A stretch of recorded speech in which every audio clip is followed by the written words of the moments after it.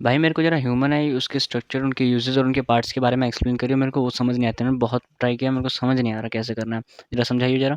Relax bro, 5 minute की video है, इस वीडियो को पूरा देख। मेरी गारंटी है ह्यूमन आई वाले पोर्शन में तेरा कुछ भी डाउट नहीं रहेगा, पूरा टिप्स एंड ट्रिक्स के साथ पढ़ा दूंगा। ठीक है, तो आजा चल शुरू करते हैं। आइए देखते हैं। आइए सबसे पहले पढ़ते हैं कि आई क्या होता है। तो ये एक स्फेरिकल शेप में होता है जिसका जो डायमीटर है वो 2.3 सेंटीमीटर अच्छा, हमको सिखा रिया है। है। जो आउटर कवरिंग होती है आईबॉल की उसे हम स्क्लेरोटिक कहते हैं और इनर कवरिंग को हम कोरॉइड कहते हैं। अच्छा। तब इसके पार्ट्स पे आते हैं। तो सबसे पहला पार्ट है हमारा कॉर्निया।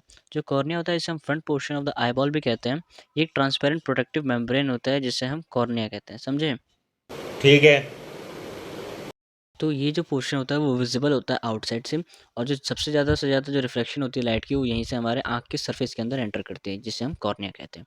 अब आते हैं आइरिस और पिपल। तो आइरिस वो ब्राउन पार्ट होता है हमारी आँख का, और जो आइरिस होता है वो डिफरेंट पीपल में डिफरेंट हो सकता है। फॉर एग्जाम्पल नोटिस कई लोगों की आँख नीली होती है, कई लोगों की आँख ग्रीन होती है। तो वो क्यों होती है? क्योंकि वो आइरिस का कलर होता है। उसके बाद इसी के अंदर आता है प्यूपिल। प्यूपिल वो ब्लैक पार्ट होता है हमारी आँख का, जो सबका ब्लैक ही होता है, क्योंकि वो ग्रीन वाले चाहे ब्लू वाली आँखों वालों का भी ब्लैक ही होता है। ये ब्लैक इसलिए होता है क्योंकि जो लाइट इसके अंदर आती है वो वापस बाहर नहीं आ, वो प्रैक्टिकली इम्पॉसिबल होता है कि उसके अंदर से जो लाइट है वो बाहर की तरफ आ सके। ठीक है, समझ गया। और इसी होल के थ्रू जो लाइट है वो हमारी आँख के अंदर एंटर करती है।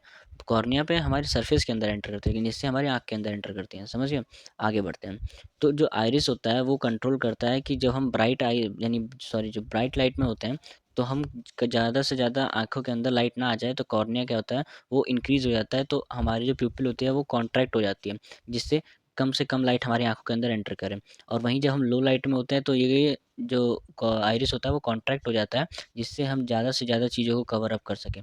तो ऐसे हमारे आइरिस और प्यूपिल वर्क करते हैं। इसके बाद हमारी आँखों के पीछे आता है क्रिस्टलाइन लेंस। ठीक है, इस क्रिस्टलाइन लेंस को जो स्ट्रक्चर होता है वो ऐसा काम करता है जैसे बाई कॉन्वेक्स लेंस हो।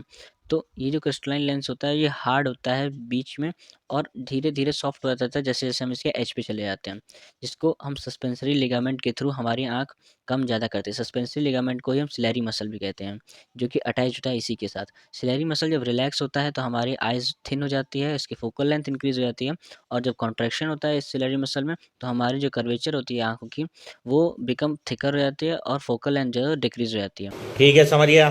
सबसे जो पास में हमारे जितना हम पास में देख सकते हैं अच्छे से वो 45 सेंटीमीटर होता है, और दूर का तो खैर इन्फिनिटी होता है।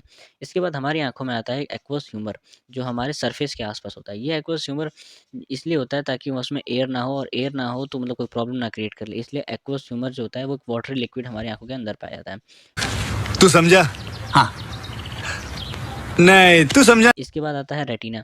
रेटिना जो होता है ये एक्ट करता है एज अ इमेज फॉर्मेशन, जो हमारी आंखों के पीछे होता है, जिसके अंदर हमारी इमेज बनती है, और 125 लाइट सेंसिटिव सेल्स इसके अंदर होते हैं, जिसे हम रिसेप्टर कहते हैं, जिसमें 2 टाइप के सेल्स पाए जाते हैं, रॉड शेप्ड और कॉन शेप्ड। जो रॉड शेप्ड होते हैं वो इंटेंसिटी ऑफ लाइट को रिस्पॉन्स करते हैं, और जो कॉन शेप्ड होते हैं वो कलर्स के ऊपर मतलब रिएक्ट करते हैं। ठीक